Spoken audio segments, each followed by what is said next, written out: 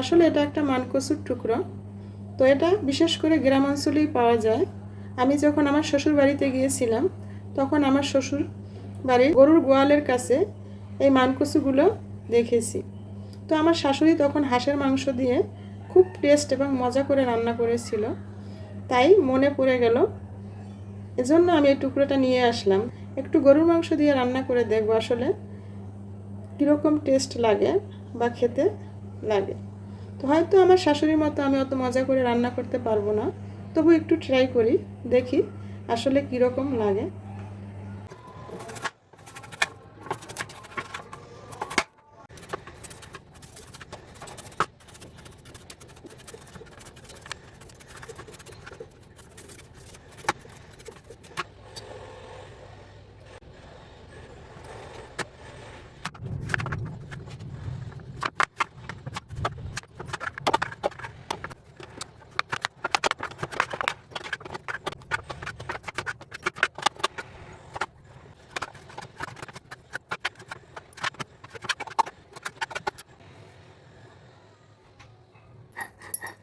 আমি পাটাতে মিহি করে একটু নারকেল বেটে নিলাম, কারণ ব্লেন্ড করে নিলে নারকেলটা তেমন মিহি হবে না, তাই।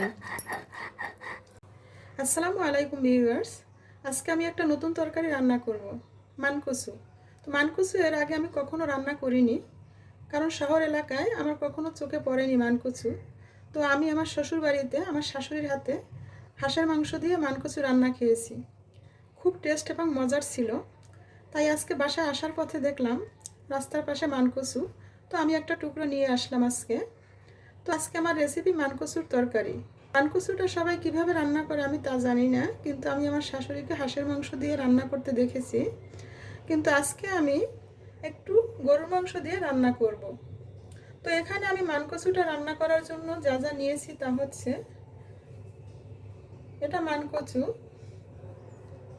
অল্প পরিমাণে আমি একটু গরুর মাংস নিয়েছি, এই গরুর মাংসটা দিয়ে মানকচুটা আমি রান্না করব। এখানে কিছু পেঁয়াজ কুচি নিয়েছি, একটু নারকেল বাটা, আদা বাটা 1 চামচ পরিমাণ, 1 চামচ পরিমাণ রসুন বাটা, কয়েকটা কাঁচামরিচ। এখানে নিয়েছি আমি 1 চামচ পরিমাণ মরিচের গুঁড়া, 1/2 চামচ পরিমাণ হলুদের গুঁড়া, পরিমাণ মতো জিরার গুঁড়া, কয়েকটা এলাচ দারচিনি এবং একটা তেজপাতা, কয়েকটা লং এবং পরিমাণ মতো বা স্বাদ মতো লবণ। তো আমি এখন মানকচুটা রান্না করব। এখন আমি প্রথমে মাংসটাকে মাখিয়ে রাখবো কিছুক্ষণ, তারপর আমি মানকচু রান্না বসাবো। তো মাংসটার মধ্যে আমি প্রথমে এখানে যে মশলাগুলো আছে এটা দিয়ে আমি মাংসটাকে প্রথমে ভালো করে মাখিয়ে নিব এবং একটু পরিমাণ মতো তেল দিয়ে নিব। একটু আদা এবং রসুন বাটা, আদা বাটা দিয়ে দেব এবং কিছু পেঁয়াজ কুচি দিলাম। এবার আমি মাংসটাকে ভালো করে মাখিয়ে 10 মিনিট রেখে দেব।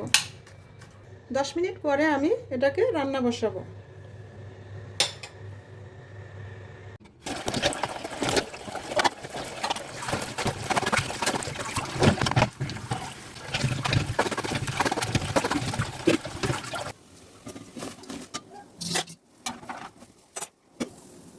কচুর টুকরোগুলোকে ফুটন্ত পানিতে হালকা ভাপ দিয়ে নিলাম যাতে গলা না চুলকায়।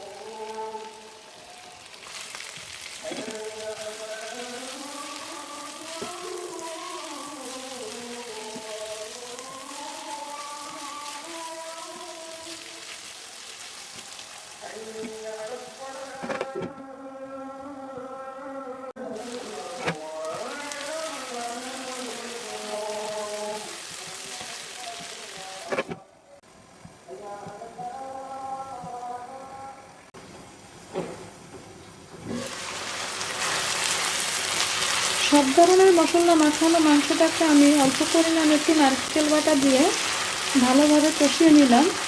এখন এর মধ্যে আমি একটু পানি দিব।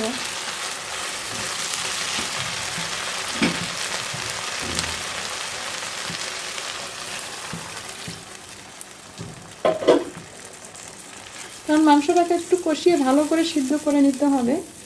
খুব সুন্দর একটা স্মেল আসছে মাশাআল্লাহ।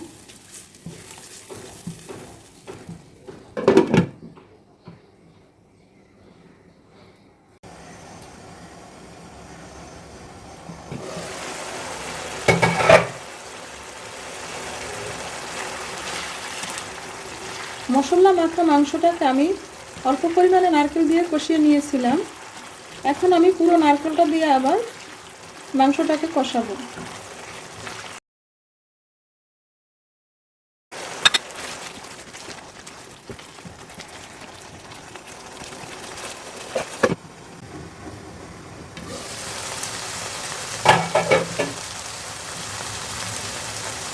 মাশাআল্লাহ, আমার কষানো মাংসটার থেকে খুব সুন্দর একটা স্মেল আসছে। নারকেল এবং গরুর মাংসের খুব সুন্দর একটা স্মেল বের হচ্ছে।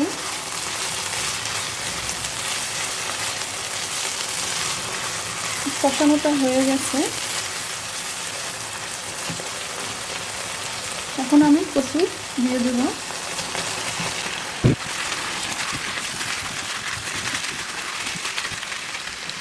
আমার তরকারি কষানো হয়ে গেছে। এখন আমি এর মধ্যে ফুটানো গরম পানি দেব।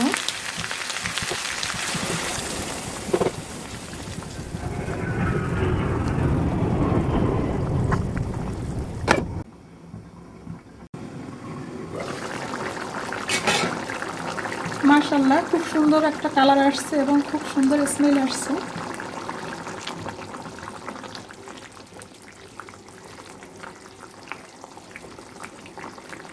আর একটু সিদ্ধ হবে।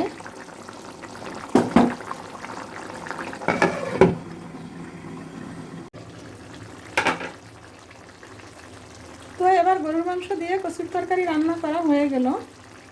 তো ভিডিওটি যদি আপনাদের ভালো লেগে থাকে তাহলে লাইক, কমেন্টস এবং সাবস্ক্রাইব করুন। এরকম আরও নতুন নতুন ভিডিও পেতে পাশে থাকা বেল আইকনটি ক্লিক করুন। আল্লাহ হাফেজ।